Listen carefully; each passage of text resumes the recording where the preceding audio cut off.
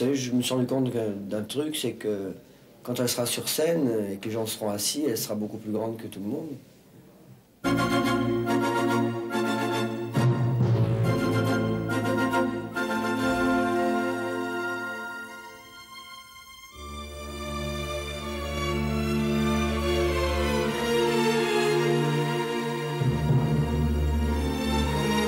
Moi, je m'en fous de la taille, la couleur, la forme, la différence.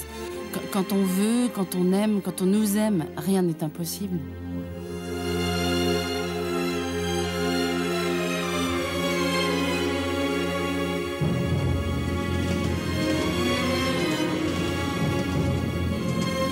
La vie de Mimi, c'est un roman, une histoire qui commence à Lyon. Elle revient chaque mois à Bron pour voir ses parents. Ce voyage de juin, encore plus symbolique que les autres. Sa plus jeune sœur Frédérique vient d'entrer en clinique pour mettre au monde son premier enfant. Ah, c'est une fille! Tu le savais, toi? Oui, je le savais. Papa, je vous rappelle tout à l'heure? Allez, à tout de suite. Ah, c'est génial! Et ça s'est bien passé? Très bien, ça vient d'arriver, 16h30. Ah, elle est donc du 28 juin. Voilà. Ah ben les parents, ils vont être fous. Ils arrivent? Ils arrivent. Il a loupé l'entrée, papa, il savait pas où c'était. D'accord. Super.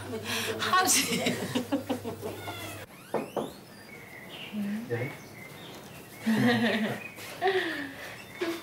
Oh, c'est ton portrait à toi. C'est les yeux, hein. C'est les yeux et la fossette.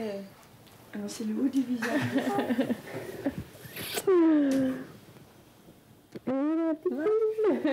Elle tire la main comme ton cousin. Qu'est-ce que c'est, elle n'est pas nettoyée encore? T'as vu, ça va s'absorber. T'as vu la belle fossette qu'elle a au menton? Oh, bah non. Toi, t'es sûr? Ouais. Bouge pas trop, toi. Non, tu descends pas du lit, toi. Bonjour, la crevette. Alors, t'as voulu faire de la télé, comme Tata Mimi? Tata Mimi? Oh non. Puis elle tête ouverte et tête. Elle n'a pas encore mangé. C'est Martine, c'est ma cousine. Les Maty sont plus qu'une famille, une tribu au sens tendre du mot. Le grand chef, c'est Mariette, la grand-mère paternelle. Bonjour mon petit bon petit. Bonjour mon petit trésor. Bon, je viens vérifier un peu tes copains et tes copines, savoir s'ils sont bien. Elle a été résistante, épicière, marchande de berlingots sur les foires, correspondante d'un journal local. À 84 ans, elle vit une retraite active, ici, à Tressor dans l'Ain. Bonjour monsieur. Bonjour. Mimi, on vous appelle comme ça, Mimi. Ah bah oui, c'est mon nom, hein, vous pouvez y aller. Bonjour madame. Je suis en dessous de la mamie. Elle fait pas trop de bruit quand elle danse? Je vous ai déjà vu. Bonjour madame. Bonjour. Toutes les campagnes et puis le jeune homme de la maison, tu vois. J'ai connu votre grand-père. On est vu les dames. Ah bon? Vous devez avoir du boulot et toutes ces femmes. Bonjour messieurs, dames. C'est toute Mimi, ma mamie. Mimi est arrivée à la clinique Saint-Joseph à Lyon. Je suis allée la voir le lendemain. Et j'ai tout de suite eu un choc. Parce que j'ai vu sa brassière retourner 3-4 fois. Mais je ne l'avais pas vue défaite. Mais je n'ai pas pensé à son cas. J'ai dit, bon, il y a quelque chose, qu'est-ce que c'est?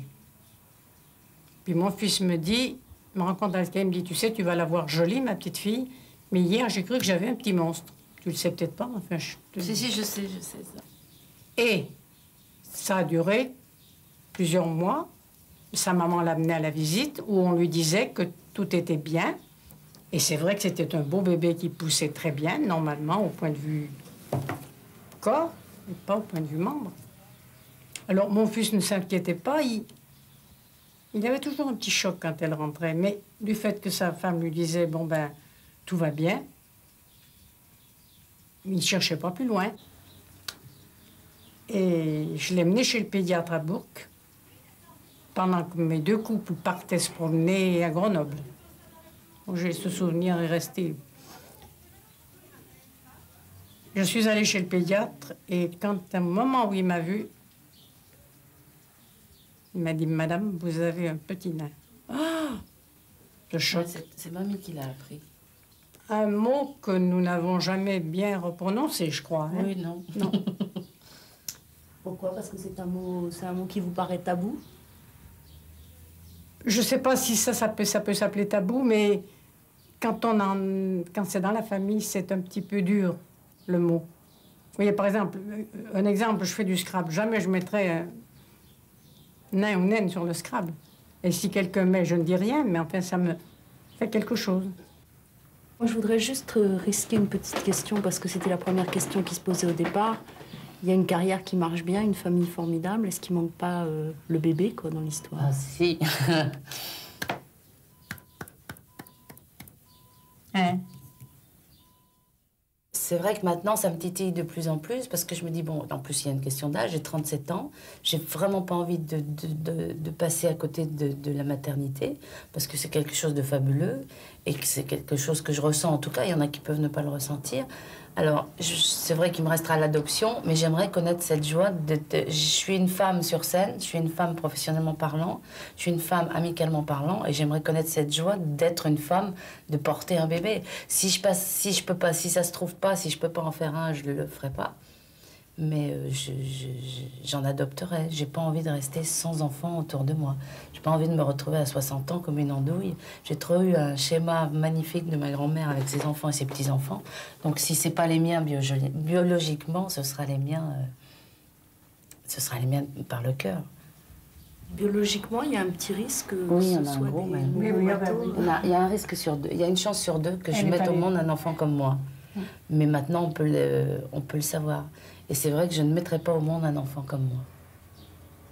Moi, j'ai assumé ce que j'étais parce que j'avais un entourage tel qu'il était, parce que j'avais une famille équilibrée, parce que j'avais vraiment un cocon qui m'a protégée de tout ce qui aurait pu me blesser, tout en m'ouvrant sur la vie et en ne me mettant pas à l'abri de ce qui pouvait me blesser. Mais cette force de caractère que j'ai, je ne suis pas sûre que mon enfant l'aura. Donc c'est vrai que je ne mettrai pas au monde un enfant comme moi. Ça fait hurler quand je le dis parce qu'on me dit « mais vous en êtes bien sorti, pourquoi pas ?» Mais moi, je ne sais pas si j'aurai la force de lui donner tout ce qu'on m'a donné à moi. Moi, je suis de ton avis. Mimi a puisé sa force dans une enfance qui ressemble aux photos de Douaneau. L'été, vous ne la croiserez pas à Saint-Tropez ou dans les soirées huppées de la Riviera. Elle passe chaque année ici, à l'île Rousse, en Corse, des vacances tranquilles, dans la maison des Fugains. Ils sont amis depuis 1976 et un concert à Lyon du Big Bazar.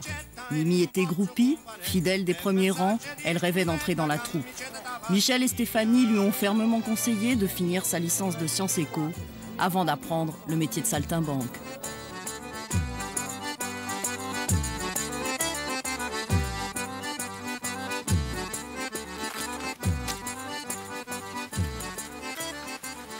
Fugain était vraiment le premier tremplin, quoi. Il m'a mis le pied à l'étrier. Il s'est pas dit « Oh, la pauvre, elle est petite, faut qu'on la prenne dans l'école, ça lui fera plaisir, j'ai fait ma BA ». Il m'a dit « Ok, tu veux faire ça, mais tu seras star ou rien. T'as pas le droit, t'as pas le choix. Ou tu seras une merde qui fera des castings toute sa vie et qu'on mettra comme fou du roi et c'est pas ce que tu veux. Ou tu seras quelqu'un et les gens se diront « Ah, celle-là, on en avait besoin, elle n'existait pas ». C'est pas du tout prétentieux, c'est dans ses mots à lui que je le dis. Et c'est vrai qu'il m'a appris à pas être complaisante, à pas me dire « je suis petite, excusez-moi, prenez-moi telle que je suis ». Il m'a dit « tu dois les niquer encore plus que tout le monde ». C'est les termes de Michel et ça correspond tout à fait à ça. Il m'a dit « ne te prends pas en pitié toi-même, mais bouge-toi, bouge-toi, bouge-toi et épate tout le monde. Tu peux faire que ça. Faut pas que les gens disent « oh, elle est gentille, hein. Oh, c'est une gentille. Oui, elle est pas mal. » Faut que ce soit très bien. C'est jamais pas mal. Tu peux pas être moyenne. Oh non, c'est trop ça. La Corse, c'est aussi Louis, un copain photographe qui organise la pétanque, les parties de pêche ou les fêtes.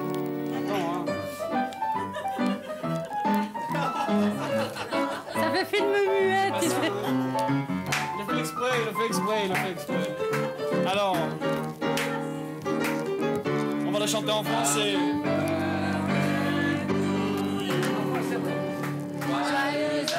Non, en anglais pour tout le monde.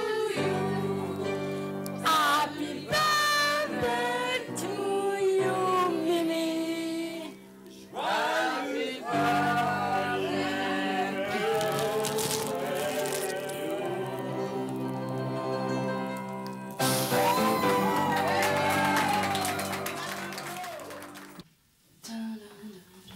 Mimi vit seule dans un grand appartement à Paris. Quand vous lui demandez ce qui l'agace dans la vie de tous les jours, elle parle des rayons trop hauts dans les supermarchés, des distributeurs de cartes bleues inaccessibles et enchaîne tout de suite sur les vrais handicaps plus graves que les quelques centimètres qui lui manquent. C'est quoi la Mimi? C'est votre vie qui défile? C'est tout le cahier photo. Oui, c'est un peu ma vie qui défile parce que c'est tout le cahier photo qu'on va mettre dans le livre qui sort. Et c'est vrai que c'est assez sympa d'avoir ça. Ils me soumettent un choix. Pour l'instant, j'approuve totalement. Ça fait drôle de revoir les copains, les copines, des époques, oui. Le plus beau moment de votre vie? Ah non, le plus beau moment, c'est celui qui va venir. Autrement, ce serait foutu, la vie. Et le plus moche? Plus moche, je me rappelle plus. Non, c'est plus moche. Il n'y en a pas des plus moches. Il y a quelques pas beaux, mais c'est pas des. Il n'y en a pas un qui bat le record. Pour l'instant, il n'est encore pas là non plus, donc j'espère qu'il m'a oublié, le plus moche. Qu'est-ce qui vous fait mal? L'intolérance. L'intolérance au sens large, c'est-à-dire le non-respect de ce qu'on a en face de soi. C'est ça qui peut faire mal à tous les niveaux, aussi bien au niveau perso, au niveau personnel privé qu'au niveau général, professionnel. Je crois que l'intolérance, ça englobe le fait de juger sans connaître, le fait de juger sans prendre le temps d'approfondir. Je crois que ça peut être très grave. Je parle pas que pour moi. C'est ce qui déclenche des guerres, c'est ce qui déclenche plein de choses, quoi. Vous avez peur d'être seule ou de vieillir? J'ai pas peur d'être seule parce que je crois qu'on a la solitude qu'on mérite. Moi, je suis entourée, j'ai des amis. Je pense que vraiment que si on est tout seul, c'est qu'on n'a pas fait ce qu'il fallait pour être entouré. La solitude, pour moi, c'est qu'on n'a peut-être pas donné assez. Et moi, je pense pas être toute seule. C'est pas que je donne beaucoup, j'ai pas cette prétention, mais on me donne beaucoup et je donne aussi. Donc, à partir du moment où il y a un échange, il n'y a pas solitude. Et puis la solitude, ça se travaille. Moi, j'ai pas envie de travailler ça. Je travaille au contraire l'entourage, je travaille l'amitié, je travaille l'amour, la tendresse. Vieillir, quant à ça, c'est un autre problème. C'est vrai qu'on y passe tous. Le plus tard sera le mieux. On m'a dit que je vivrais très vieille et je fais longtemps jeune. Donc... Un petit peu le menton plus bas. Encore, voilà, ça c'est très bien. Les crémentirides, la solitude des cadras célibataires, les tests pour rencontrer l'âme sœur, voilà les thèmes des sketchs écrits avec Palmade pour le spectacle au Splendide. Je suis très à l'aise. Ah ça, mon vieux, c'est un métier. Hein. Waouh, alors là, carrément, on est à Idola 2000. Ils ont travaillé 8 mois ensemble pour mettre au point ce récital solo d'1h30. Je vois plus là, Gérard. J'ai du mal à vous cerner. Voilà. Parlez un peu. Allez, on y va. Voilà, vous êtes parfait. On le joint tout petit peu plus. Palmade résume cette expérience en expliquant que Mimi lui a appris un nouvel humour, celui qui fait rire sans se moquer. Ça, c'est joli quand tu as la tête penchée comme ça, c'est très bien. Ça fait très scanner. On ne respire plus.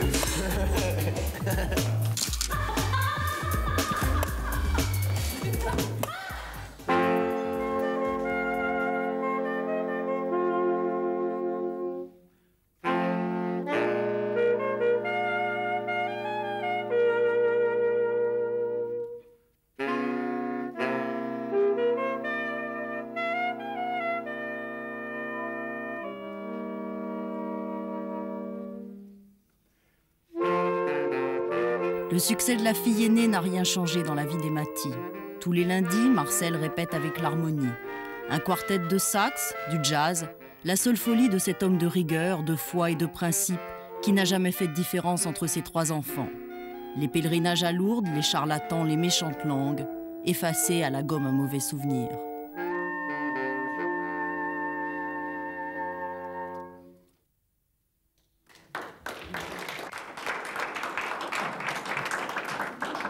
J'avoue que j'ai très souvent eu envie de... Je faisais les points, c'est Mimi qui très souvent me disait « Papa, reste calme, reste calme ». J'aurais effectivement, bon, si c'est une dame, une mémé, ça passait encore, mais quelqu'un, le grand gaillard bien bâti, qui apesantissait son regard, que je taxais de malsain, en fait, le pauvre gars était bien plus mal à l'aise que moi. Là, oui, j'ai eu souvent envie de rentrer dans le chou, hein, de cogner.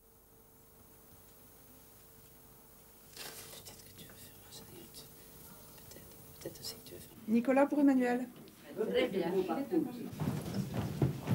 Mimi s'est largement inspirée de sa vie pour écrire le rôle de la nounou. Raconter en fiction l'histoire d'une femme qu'elle connaît bien, faire comprendre à des millions de téléspectateurs que la différence n'existe que dans le regard des autres. Une sorte de psychanalyse télévisuelle qui reviendra en décembre sur les écrans.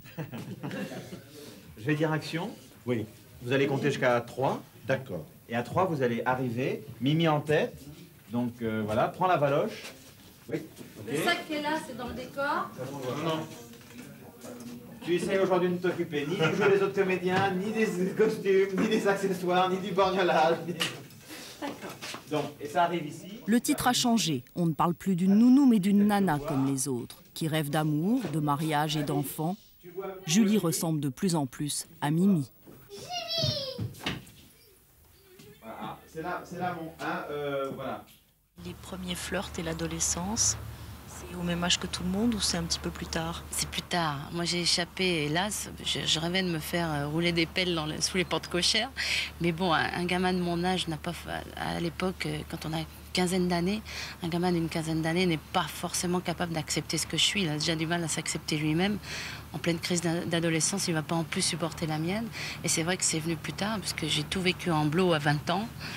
Mais j'avais attendu 20 ans, j'allais pas perdre de temps. Donc c'est venu plus tard.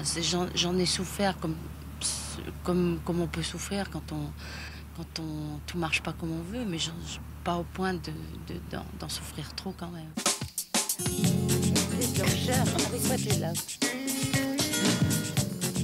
Oh, celui-là, dis donc, il n'est pas redevenu blanc. Les coups durs, les amours déçus, c'est secret. Mimi n'en parle qu'à ses sœurs. Gna gna gna gna. Tu manges des cailloux? Anthony. Marie-B la cadette vit à Vaison-la-Romaine avec ses 2 enfants et joue les complices, les gardes du corps, les confidentes, quand sa sœur a du mal à gérer son trop-plein d'émotions. Qu'est-ce que vous ressentez quand elle entre en scène? Ça fait plein de choses. Il y a les larmes qui viennent aux yeux, ça c'est sûr, de se dire c'est elle qui est là, c'est elle. Elle a réussi à faire tout ce chemin.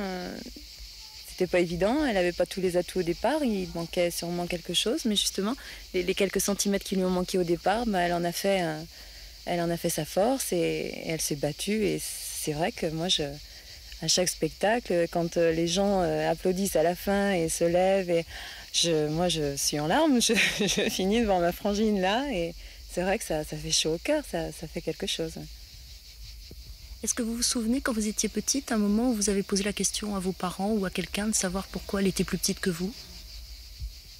Je me souviens assez tard en avoir parlé avec maman un jour comme ça, savoir comment c'était venu, comment elle s'en était rendue compte, mais franchement, je me suis jamais dit, je crois pas, ça m'a jamais choquée. Je me rappelle avoir ouvert les portes avant elle. Je me revois ouvrir une porte alors qu'elle n'y arrivait pas, mais jamais, non, c'était tout naturel. Bon, ma soeur était plus petite que moi, bon, c'est tout, c'était comme ça. Mais c'est même un peu plus tard avec Frédéric, quand on voyait les gens se retourner dans la rue sur elle, on marchait et avec Frédéric, Mimi continuait, avec Frédéric on se retournait et on leur tirait la langue, ça nous énervait parce que pour nous c'était notre frangine et c'est tout, elle était plus petite que les autres mais ça n'avait aucune importance. Moi j'aurais rêvé d'avoir un grand frère, j'aurais adoré avoir un grand frère. Peut-être parce que je suis petite, parce que j'ai besoin... Et c'est peut-être pour ça que je me suis toujours projetée sur des hommes grands, costauds, bon, souvent blonds aux yeux bleus, mais je veux faire mal à personne ici. Et c'est vrai que je recherche dans les hommes ce que m'apportent pas mes copines ou mes sœurs, c'est-à-dire une force, une sécurité. Je tombe pas toujours sur des mecs qui m'apportent ça, mais j'ai besoin de ça, j'ai besoin d'un homme-homme, d'un homme-mec, d'un pur et un dur. Il n'y a pas de prince charmant. Si, mais il est très discret pour l'instant. Je l'attends et je sais qu'il va arriver, mais je guette, je ne l'ai pas encore vu. Il y a eu des princes qui n'étaient pas tous charmants, mais le prince charmant avec un grand P et un grand C, il va arriver, j'en suis sûre.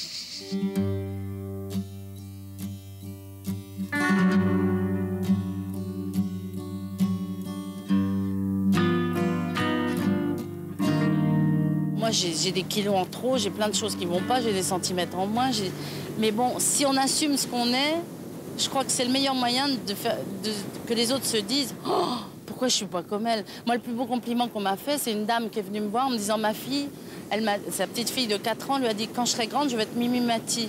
Moi, je trouve ça génial, moi. Ça prouve que j'ai gagné quelque chose. J'ai pas gagné sur tous les plans, mais il y a quelque chose qui est passé et qui est chouette, quoi. Et les gamins me disent je veux être comme toi plus tard. Elle lui a même dit plus tard je vais être naine. Mais je trouve ça formidable, moi. Alors que naine, avant, c'était oh, la méchante naine, la vilaine naine. Maintenant, ça peut devenir un mot joli. Ben, c'est génial. Si un gamin a l'illusion de devenir comme moi, j'ai vraiment gagné quelque chose de fort.